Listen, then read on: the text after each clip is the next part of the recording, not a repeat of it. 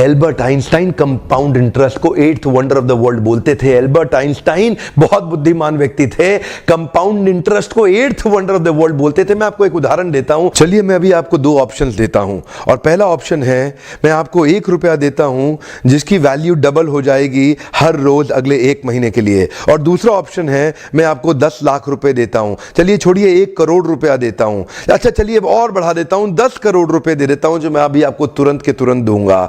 दूसरी तरफ मैंने आपको 1 रुपया दिया जिसका वैल्यू रोज डबल होगा पर अगले केवल 1 महीने के लिए। तो मेरा प्रश्न है आप अभी इसमें से कौन सा ऑफर लेना पसंद करेंगे? हो सकता है कि आप कंफ्यूज्ड हो, ये 1 रुपए और 10 करोड़ की ऑफर में अंतर क्या होने वाला है।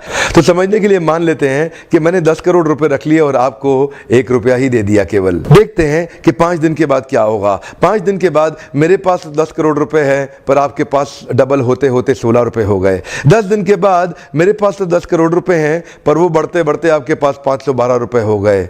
20 दिन के बाद मेरे पास अभी भी 10 करोड़ रुपए हैं पर आपके पास बढ़ते हुए 5,24,000 रुपए हो गए। लेकिन ध्यान दीजिएगा 31वें दिन मेरे पास केवल 10 ही करोड़ हैं पर अब देखिए आपके पास 107 करोड़ हो गए।